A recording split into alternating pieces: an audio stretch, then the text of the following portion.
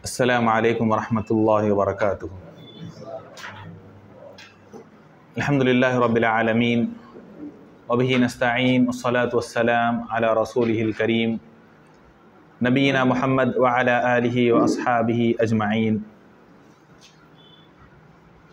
या अय्युहल्लज़ीना आमनुत्तक़ुल्लाह हक़्क़ तुक़ातिह व ला तमूतुन्ना इल्ला व अंतुम मुस्लिमून। या अय्युहन्नासुत्तक़ू रब्बकुमुल्लज़ी ख़लक़कुम मिन नफ्सिन वाहिदा व ख़लक़ मिन्हा ज़ौजहा व बस्स मिन्हुमा रिजालन कसीरन व निसाअ वत्तक़ुल्लाहल्लज़ी तसाअलून बिही वल अर्हाम इन्नल्लाहा काना अलैकुम रक़ीबा।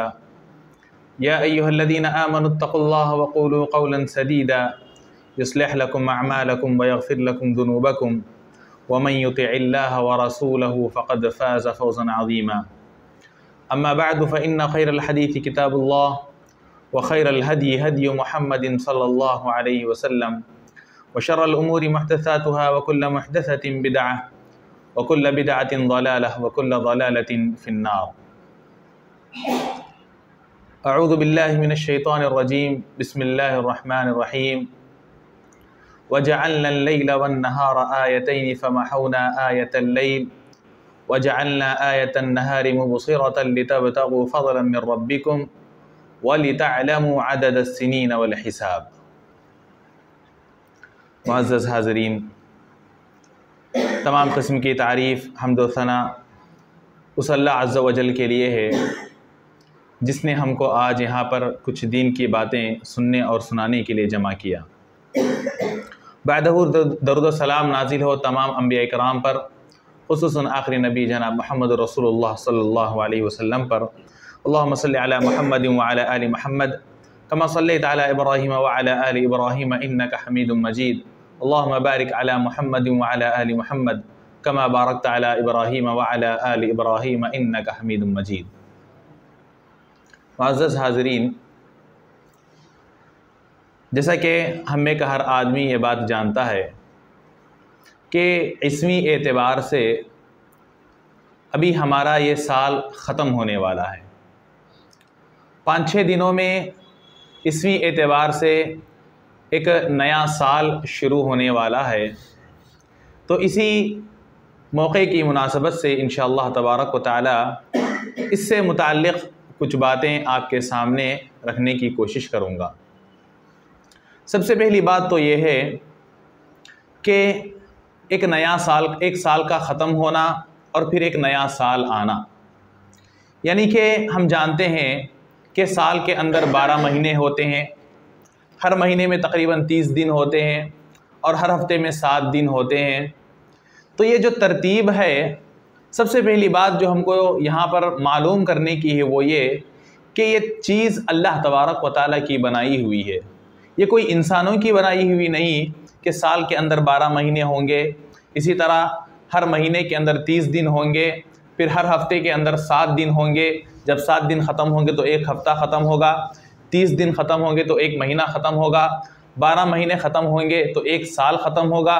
तो इस तरह एक साल के बाद दूसरा साल, दूसरे के बाद तीसरा।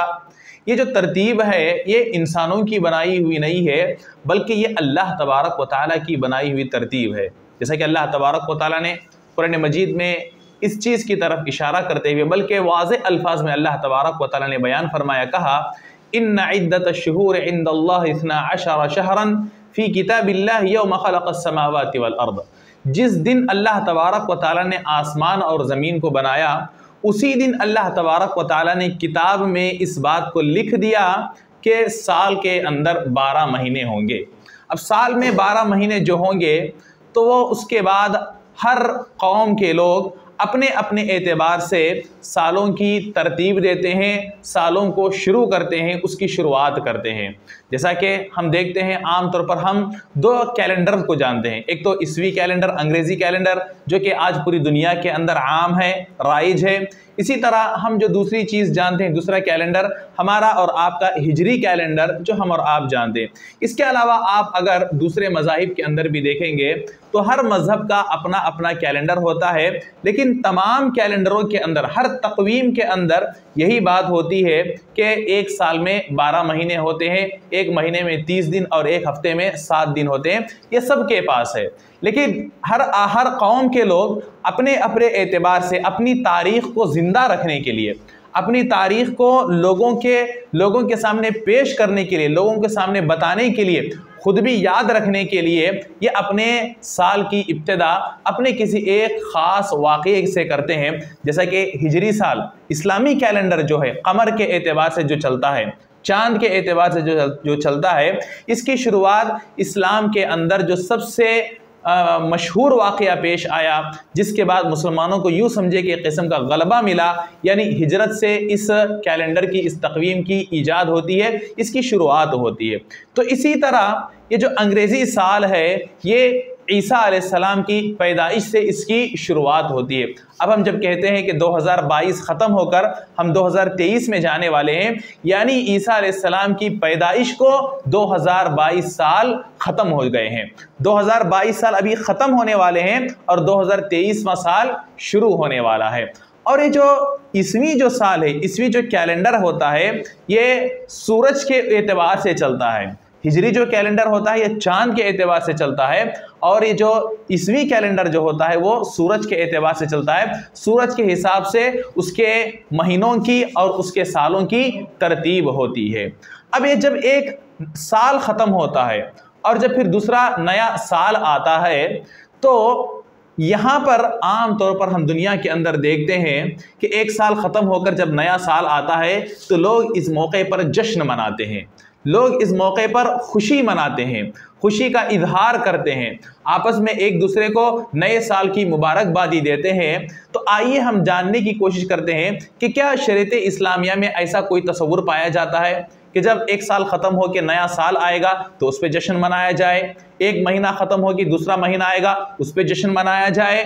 तो शरीयत इस्लामिया की तालीमात को अगर हम पढ़ते हैं, शरीयत इस्लामिया की तालीमात पे अगर हम गौर करते हैं, तो हमें ये बात मालूम होती है कि एक नए दिन का आना, एक हफ़्ता गुजर के नया हफ़्ता आना, या एक महीना ख़त्म हो के नया महीना आना, या यूँ कहें कि एक साल ख़त्म हो के दूसरा नया साल आना, ये कोई खुशी मनाने का मौका नहीं है, ये कोई जश्न मनाने का मौका नहीं है। लेकिन आज दुनिया में आप देखें, दुनिया वालों को जश्न मनाने के लिए कोई मौका चाहिए, कोई भी छोटी खुशी का मौका होता है।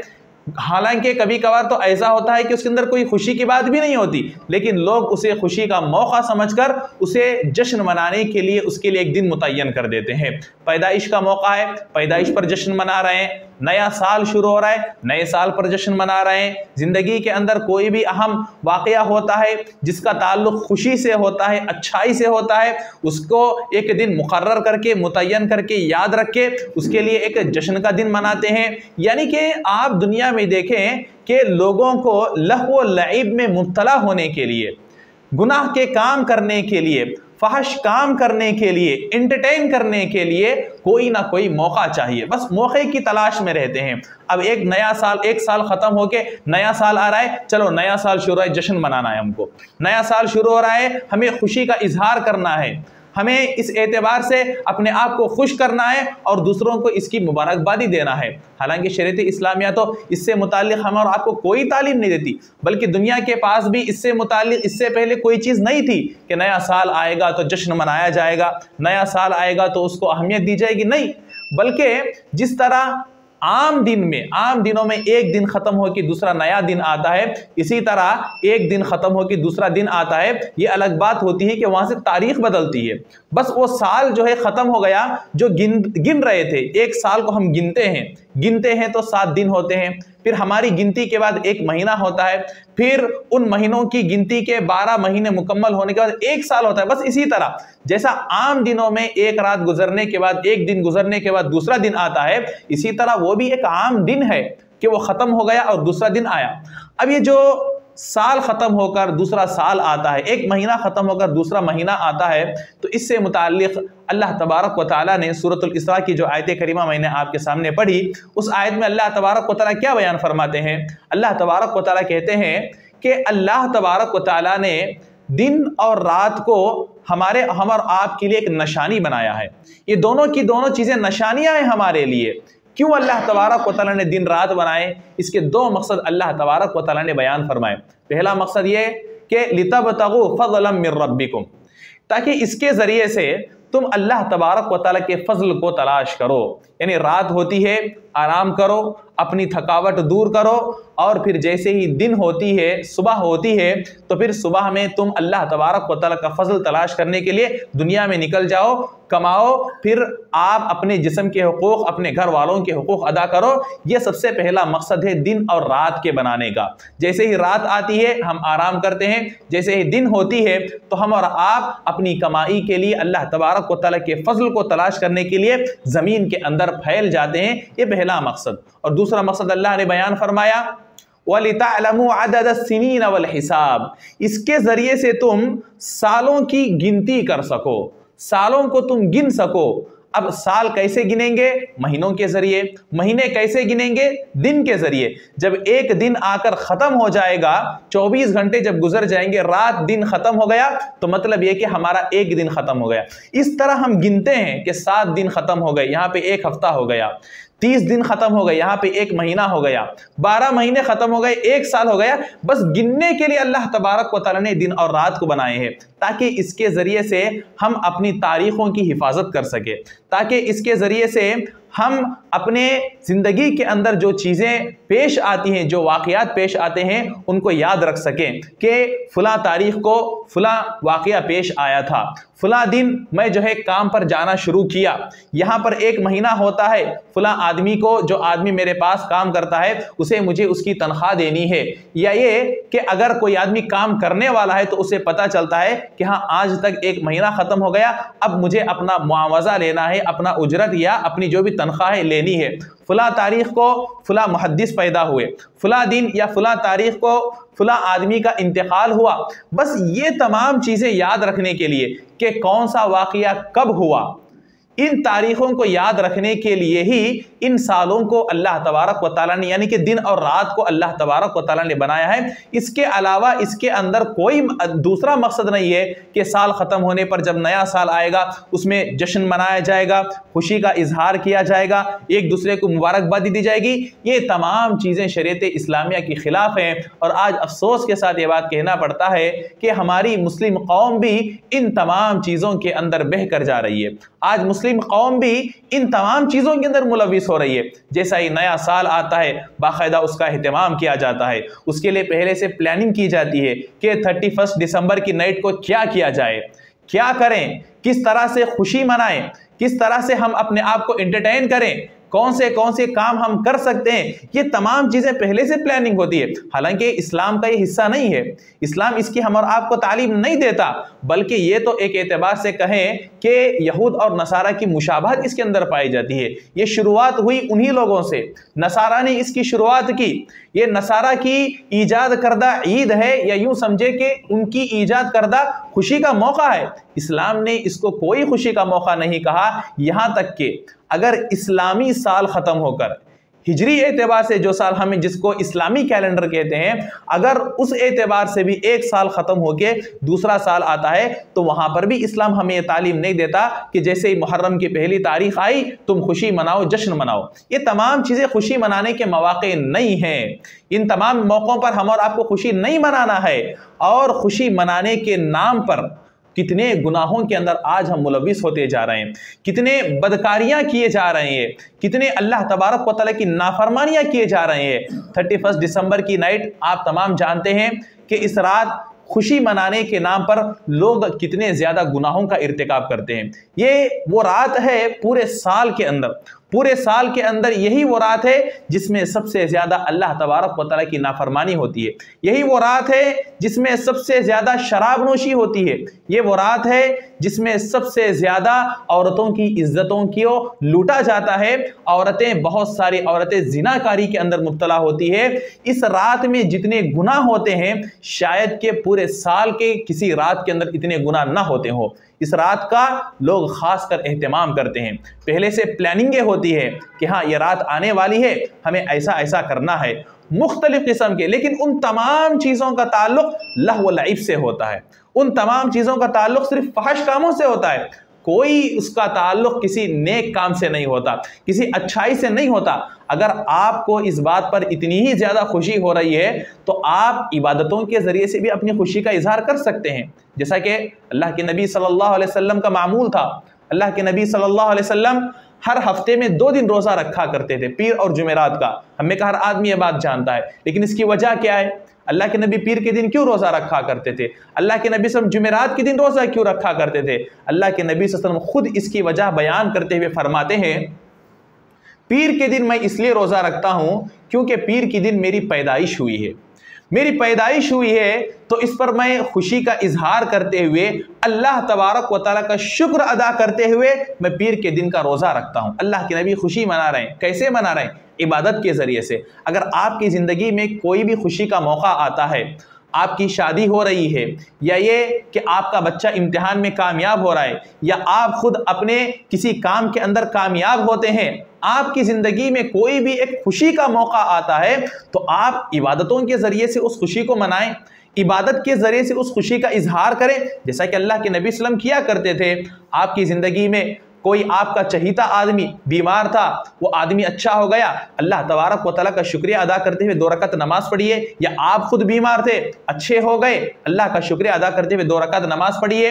आपका बच्चा इम्तिहानात में अच्छे नंबरात से कामयाब हो गया, आप खुद 2 रकात नमाज पढ़िए, आपके बच्चे को नमाज पढ़ने का हुक्म दीजिए, सदका व खैरात कीजिए इस खुशी के मौके पर। अल्लाह तबारक व तआला के लिए 1 दिन 2 दिन का रोज़ा रखिए। ये खुशी के इजहार करने का तरीका अल्लाह के नबी सल्लल्लाहु अलैहि वसल्लम का था। और आज हम खुशी का इजहार कैसे कर रहे हैं? इबादतों के जरिए करने के बजाय, नेकियों के जरिए करने के बजाय, गुनाह के काम के जरिए हम और आप खुशी मना रहे हैं। सेलिब्रेट हम और आप गुनाहों के जरिए से कर रहे हैं। जब तक गुनाह नहीं होता तब तक आदमी नहीं समझता कि ये कोई खुशी का इजहार है। खुशी का इजहार करना है तो मतलब गाना बजाना है, खुशी का इजहार करना है तो मतलब शराब कबाब होनी है, खुशी का इजहार करना है तो लोगों के एतबार से जिनाकारी में मुब्तला होना है, खुशी का इजहार करना है तो क्लब वगैरह जाना है, वहां पर ये तमाम फहश काम करना है। तभी समझते हैं कि हमने बहुत एंजॉय किया है, हमने बहुत अच्छी तरह से सेलिब्रेट किया है। जितनी ज्यादा नाफरमानियां होती है, शैतान उनके दिल में बात डालता है कि आपने उतने अच्छे तरीके से इस दिन को आपने सेलिब्रेट किया है, आपने खुशी का इजहार किया है, खुशी को मनाया है। आज दुनिया का देखा देखी मुसलमानों के अंदर भी ये चीज आ गई है। दिसंबर की 31 तारीख की रात को आप देखें कितने केक फरोख्त होते हैं, तमाम लोग, इसके अंदर किसी किस्म की कोई तफरीक नहीं है। हर मजहब के लोग केक खरीद कर अपने घरों को लेकर जाते हैं और जैसे ही रात के 12 बजते हैं, यानी 1 जनवरी शुरू होती है, लोग केक काटते हैं, एक दूसरे को जो है मैसेज करते हैं, एक दूसरे को खिलाते हैं और खुशी का इजहार करते हैं। इन तमाम चीज़ों से हम और आपको गुरेज करना चाहिए। हम यही समझे कि आम दिनों में जिस तरह एक दिन खत्म हो के दूसरा दिन आता है, उससे बढ़कर आज के रात की कोई अहमियत नहीं है। यानी 31 दिसंबर की रात की वही अहमियत है जो कि साल के दूसरे रातों की अहमियत है। जिस तरह साल के दूसरे रात हम आम तौर पर सोकर गुजारते हैं, सुबह उठते हैं, अपने मामूलात के अंदर हम मशगूल हो जाते हैं, इसी तरह इस रात को भी हम और आप समझे 31 दिसंबर को हम कोई खास अहमियत देने की जरूरत नहीं है। बस एक रात गई, दूसरा दिन आया। लोग जो है इसके जरिए से समझते हैं कि अब मेरा 1 साल खत्म हुआ, अब मेरी जिंदगी में बहुत सारी मुसीबतें इसमें आई थी, अब यहां से मेरी जिंदगी के अंदर की मुसीबतें खत्म हो जाएंगी, अब नया साल शुरू होगा। तो वह आदमी एक किस्म की नेक फाली लेता है, यानी शरीयत के एतबार से तो नहीं, बल्कि वो आदमी सोचता है कि अब नया साल आएगा, मेरी जिंदगी में एक नया मोड़ आएगा, मेरी जिंदगी में एक चेंज आएगा, मेरे बिजनेस में जो नुकसान हो रहा था अब ये खत्म हो जाएगा, अब यहां से मेरे बिजनेस को एक नया रुख मिलेगा, मेरी जिंदगी के अंदर मुसीबतें आ रही थी, अब ये जैसे ये साल खत्म हो जाएगा ये मुसीबतें भी खत्म हो जाएगी, अब मेरी जिंदगी के अंदर खुशियां ही खुशियां आएगी। रात के खत्म होने से, 1 साल के खत्म होने से हमारी जिंदगियां नहीं बदलती। साल के खत्म होकर नया साल के आने से हमारी बीमारियां खत्म होकर हमारे अंदर सेहत और तंदुरुस्ती नहीं आती। साल खत्म होकर नया साल आने से हमारे बिजनेस के अंदर जो नुकसान था वो खत्म होकर फायदे में नहीं बदल जाता। साल के खत्म होकर नया साल आने से हमारी जिंदगी के अंदर की मुसीबतें खत्म होकर हमारी जिंदगी में खुशियां नहीं आ जाती। हमारी ज़िंदगी में तब्दीली उस वक्त आती है जब हम अपने नफ्स को बदलते हैं, जब हम अपने आप को बदलते हैं, जब हम अपने नफ्स का मुहासबा करके हम गुनाहों को छोड़कर नेकियों की तरफ आते हैं, तो उस दिन आपके अंदर तब्दीली आती है। साल के बदलने से तब्दीली नहीं आती, हमारे अपने दिलों के बदलने से हमारे अंदर तब्दीली आती है। हमारा दिल साफ हो जाएगा, हम अपने आप को गुनाहों से बचा लेंगे, फिर आप देखें आपकी ज़िंदगी में ये मुसीबतें ख़त्म हो जाएंगी, ये परेशानियां ख़त्म हो जाएंगी और आपकी ज़िंदगी में खुशियाँ ही खुशियाँ आएंगी, अच्छाइयाँ ही अच्छाइयाँ आएंगी। अब जब इस तरह के मौके हमारी ज़िंदगी में आते हैं तो इस तरह के मौक़ों पर हम और आपको क्या करना चाहिए। अब एक साल ख़त्म होकर नया साल आता है। पहली बात तो हमने मालूम की कि ऐसे मौके पर हम और आपको कोई जश्न का एहतमाम करने की ज़रूरत नहीं है, इसकी एक कोई ख़ास वजह नहीं है कि इस मौके पर हम और आप जश्न मनाएं। तो ऐसे मौके पर हम और आपको क्या करना चाहिए जब इस तरह के मौक़े हमारी ज़िंदगी में आते हैं। तो इस तरह के इन मौक़ों पर सबसे पहली चीज़ जो हम और आपको जहन में रखनी चाहिए वो ये कि ऐसे मौक़ों पर हम और आप अपनी मौत को याद करें। हम और आप अपनी ज़िंदगी के बारे में सोचें कि जिस तरह एक साल शुरू हुआ और ख़त्म हो गया, इसी तरह एक ना एक दिन मेरी ज़िंदगी भी ख़त्म होने वाली है। जिस तरह वक्त आने पर साल ख़त्म हो गया, उसी तरह वक्त आने पर मेरी ज़िंदगी का भी ख़ात्मा होने वाला है। अब एक साल ख़त्म हो गया, यानी कि अल्लाह तबारक व तआला ने मेरी ज़िंदगी के अंदर जो उम्र अल्लाह तबारक व तआला ने मेरे लिए मुतय्यन कर रखा था, उसके अंदर का एक साल ख़त्म हो गया। आदमी ऐसे मौके पर अपनी मौत को याद करे, ऐसे मौके पर अपनी मौत को याद करे कि इसी तरह एक ना एक दिन, जिस तरह आज साल ख़त्म हुआ, उसी तरह एक ना एक दिन मेरी ज़िंदगी भी ख़त्म हो जाएगी और मुझे मौत आ जाएगी। इस मौके पर ये इस तरह की ज़िंदगी में जब मौक़े आते हैं, चाहे नया साल शुरू होने वाला हो, या ये कि आदमी की पैदाइश का दिन आ रहा हो, या ये कि कोई और मुनासबत हो जो कि तारीख़ को आपको याद रहती है, जो तारीख़ आपके जहन में हमेशा रहती है, इस तरह के मौके जब भी आते हैं हम फ़ौरन अपनी मौत को याद करें और ये सोचें कि मैं अपनी ज़िंदगी के अंदर एक साल आगे नहीं बढ़ा हूँ, बल्कि मैं अपनी ज़िंदगी के अल्लाह तबारक व तआला ने जो अय्याम मुझे दिए थे, अल्लाह तबारक व तआला ने मेरी ज़िंदगी के जो साल मुझे दिए थे, उनमें से मेरी ज़िंदगी का एक साल ख़त्म हो गया है। या ये कि अल्लाह तबारक व तआला ने जो अय्याम मेरे लिए मुतय्यन किए थे, उन अय्याम में से चंद अय्याम मेरे ख़त्म हो गए हैं। अब आदमी जितना बड़ा होता जाता है, आदमी अपने जहन में ये बात रखे कि जैसे जैसे मेरी उम्र बढ़ती जा रही है, मैं अपने कब्र से करीब होता जा रहा हूँ, जैसे जैसे मेरी उम्र बढ़ती जा रही है मैं अपनी मौत से करीब होता जा रहा हूँ। ऐसे मौके पर तो अगर हम इस बात को जहन में रखेंगे तो खुशी मनाने के बजाय हमारी और आपकी फिक्र में इजाफा हो जाएगा। जैसे हम अपनी मौत को याद करते हैं हमको फ़ौरन आखिरत याद आने लगती है, जैसे हम मौत को याद करने लगते हैं हमें कब्र की ज़िंदगी याद आने लगती है, जैसे हम मौत को याद करने लगते हैं तो फिर हमारे जहन में ये बात आती है, ये फिक्र आ जाती है कि कल क़यामत के दिन मरने के बाद मेरा क्या हशर होगा, मेरा क्या अंजाम होगा, क्या मरने के बाद मैं जन्नतियों के अंदर जाऊँगा, जन्नतियों में मेरा शुमार होगा या फिर जहन्नमियों में मेरा शुमार होगा, मेरा हशर क्या होगा, मैं जन्नत में जाऊँगा कि जहन्नम में जाऊँगा। आदमी परेशान हो जाएगा, आदमी सोचने लगेगा, आदमी के खुशी के लम्हात नहीं रहेंगे, बल्कि आदमी क़यामत की फ़िक्र करते हुए, आखिरत की फ़िक्र करते हुए अपने आप को इन गुनाहों से निकाल के नेकियों की तरफ लाने की कोशिश करेगा। तो शरीयत इस्लामिया ऐसे मौक़ों पर हम और आपको ये तालीम देती है कि हम अपनी मौत को याद करें, अपनी मौत को याद करें। जब भी हम अपनी मौत को याद करते हैं तो आखिरत की फ़िक्र हमारे जहन में आती है, और जब आखिरत की फ़िक्र हमारे जहन में आती है तो फिर हमारे ईमान में इजाफा होता है, हमारा ईमान बढ़ जाता है। जैसे हम अपने खातिमे को याद करते हैं, अपने इंतहा को याद करते हैं। अब जैसे ही किसी आदमी को पता चला कि फ़लाँ दिन या फ़लाँ तारीख़ को फ़लाँ आदमी का इम्तिहान होने वाला है, एग्ज़ाम होने वाला है, आदमी अपने किसी भी काम के अंदर मुब्तला होता है, कोई भी काम में मशगूल है। किसी भी तालिब इल्म की मिसाल ले लें, कोई भी किसी भी अपने काम में मशगूल है, जैसे ही मिसाल के तौर पर कोई खेल के अंदर मुब्तला है, मशगूल है, जैसे ही उसे याद आता है कि अभी 2 दिन के बाद मेरे एग्ज़ाम है, तो खेल के अंदर का जो मज़ा उसे अब तक आ रहा था, एक लम्हे के लिए उसका वो मज़ा ख़त्म हो जाता है। क्यों? क्योंकि उसको वो इम्तिहान का दिन याद आ गया। अब वो सोचने लगेगा, अगर उसकी अच्छी तैयारी हो गई है तो फिर वो बच्चा परेशान नहीं होगा, वो तालिब इल्म परेशान नहीं होगा। लेकिन अगर उसकी तैयारी नहीं हुई है तो फिर वो सोच में पड़ जाएगा कि मैं यहाँ पर खेल रहा हूँ, मैं कब पढ़ूंगा, मैं कब तैयारी करूंगा, एग्जाम आएगा तो मैं क्या लिखूंगा। एक लम्हे के लिए उसकी वो खुशी खत्म हो जाती है। और ऐसा भी होता है कि वो फौरन अपने उस खेल कूद को छोड़कर, अपने उस खुशी को छोड़कर इम्तिहान की तैयारी के लिए चला जाता है और इम्तिहान की तैयारी में मुब्तला हो जाता है। वैसे ही अगर हमारे दिमाग में, हमारे जहन में मौत की फिक्र, मौत याद आएगी, जैसे हमको मौत याद आएगी, थोड़ी देर के लिए ये दुनिया की तमाम खुशियां हमसे खत्म हो जाएगी। थोड़ी देर के लिए हम और आप एक सकते में रह जाएंगे कि हाँ, हमें तो मरना है, हम तो यहाँ पर बहुत ऐश कर रहे हैं, आराम कर रहे हैं, हम और आप यहाँ पर लहव लईब के अंदर मुब्तला है, लेकिन हमें तो एक दिन मरना है। मरने के बाद मेरा क्या होगा, मरने के बाद मेरा क्या हशर होगा, कब मरूंगा। अब यहाँ पर तो दुनिया के अंदर जो इम्तिहानात होते हैं उसकी तो हमको तारीख मालूम होती है कि फला दिन तक हमें तैयारी करनी है, लेकिन मौत की कोई तारीख नहीं है, हमको पता नहीं कि कब मरना है, किसी भी लम्हे हम मर सकते हैं। तो जैसे ही मौत को याद करेगा, इंसान के ईमान में इजाफा होगा, और जब इंसान के ईमान में इजाफा होगा तो फिर वो आदमी आमाल के अंदर आगे बढ़ेगा, नेक कामों के अंदर आदमी आगे बढ़ेगा। तो ऐसे मौक़ों पर हम और आपको इसके साथ साथ, मौत को याद करने के साथ साथ, अपने अमली ज़िंदगी का मुहासबा भी करना चाहिए। ऐसे मौक़ों पर हम और आपको अपनी पिछली ज़िंदगी का मुहासबा करना चाहिए। अभी 1 साल ख़त्म हो रहा है तो हमें देखना है, मुहासबा करना है कि हमने पिछले साल में क्या किया, हमने क्या पाया और क्या खोया।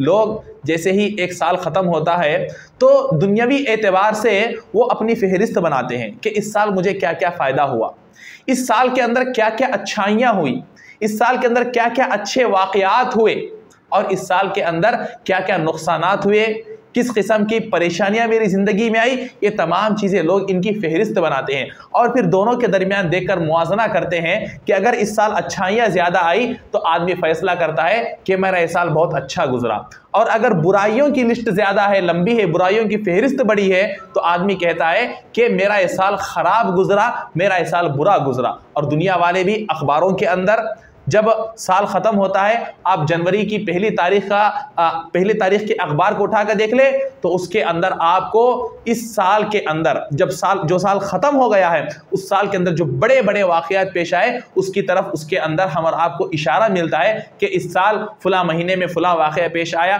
फ़ला महीने में फ़ला चीज़ हुई। तो हर मुल्क के लोग अपने अपने मुल्क के एतबार से उसके अंदर होने वाली अच्छाइयों को शाये करते हैं, ये दिखाने के लिए कि हमारा साल बहुत अच्छा गुजरा।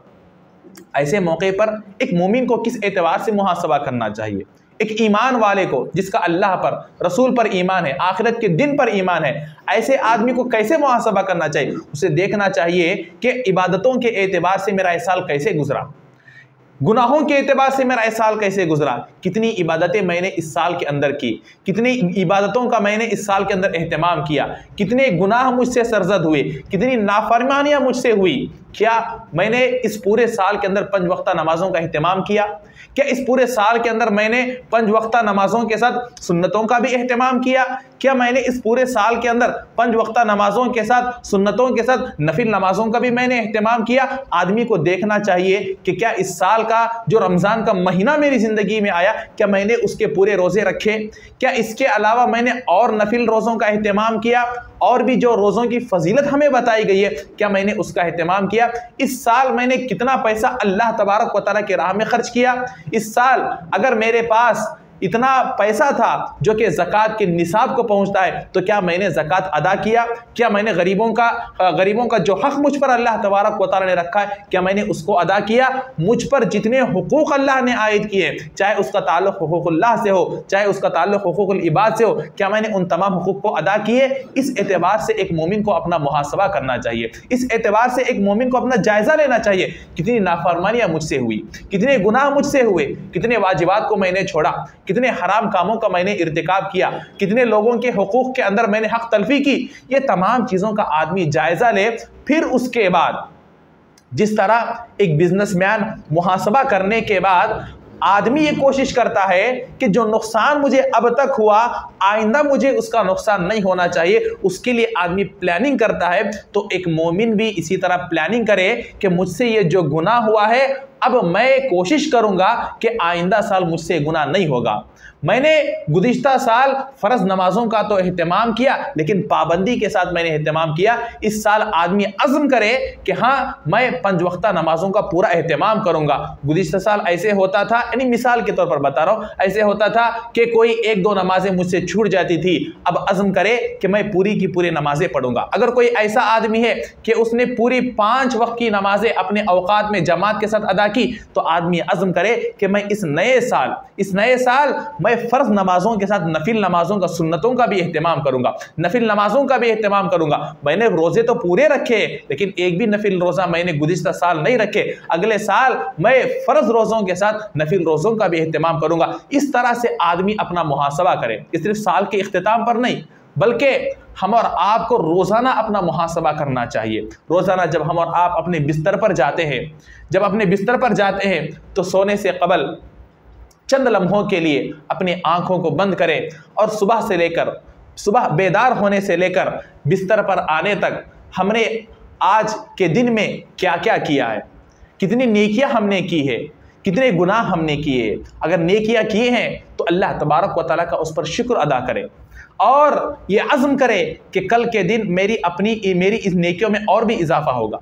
और अगर आपने अपना मुहासबा किया और आपको लगा कि इसके अंदर आज के दिन मुझसे फला गुनाह हुए हैं, तो आदमी फ़ौरन अल्लाह तबारक व तआला से तौबा करे।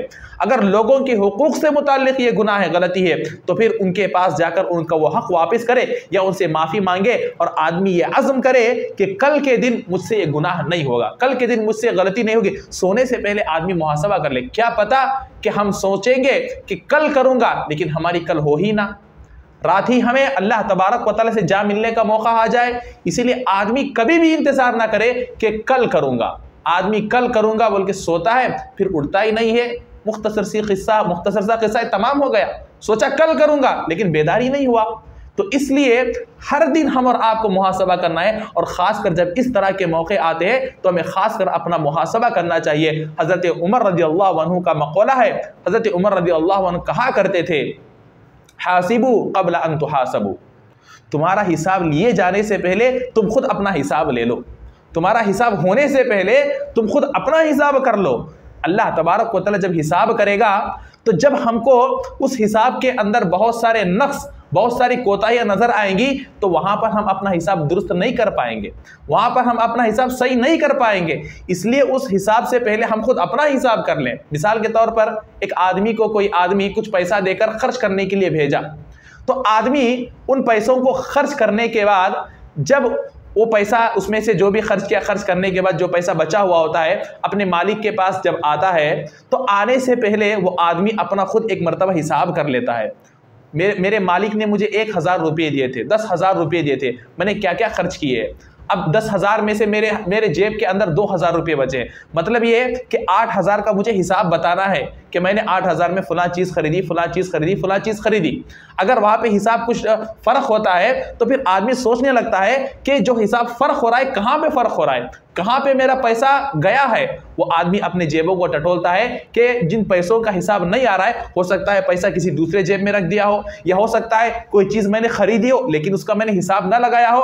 आदमी अपना खुद मुहासबा करने के बाद फिर जब पूरी तरह हिसाब टैली हो जाता है, बराबर हो जाता है, तो मालिक के सामने जब हिसाब पेश करता है, जैसे वो पूछता है कि हाँ मैंने तुमको 10,000 दिए थे, तुम 2,000 वापस कर रहे हो, 8,000 का तुमने क्या किया, फौरन वो आदमी अपना हिसाब बताएगा। बड़ी आसानी के साथ वो आदमी अपना हिसाब बता सकता है, वहां पर से कोई परेशानी नहीं होगी। इसी तरह अल्लाह तबारक व तआला हमारा हिसाब लेने से पहले अगर हमने अपना मुहासबा कर लिया, अगर हमने अपना हिसाब खुद कर लिया, तो फिर अल्लाह तबारक व तआला के पास हिसाब देने के लिए हम और आपके लिए आसानी होगी। तो इस तरह के मौके जब आते हैं तो यहाँ पर हम और आपके लिए एक सोचने वाली बात यह है कि हम ऐसे मौक़ों पर अपना मुहासबा करें। मुहासबा करके अगर हमसे अच्छाइयाँ हो रही है तो और अच्छाइयों में आगे बढ़ने की कोशिश करें, और अगर हमसे कोताहियाँ हो रही है तो उन कोताहियों को हम और आप दूर करके अपनी ज़िंदगी से उन गुनाहों को, उन मासियतों को दूर करने की कोशिश करें। तो जब भी हमारी ज़िंदगी में इस तरह का नया साल आ रहा है या कोई भी इस तरह का मौका आ रहा है जिसे लोग आम तौर पर जश्न का मौका समझते हैं,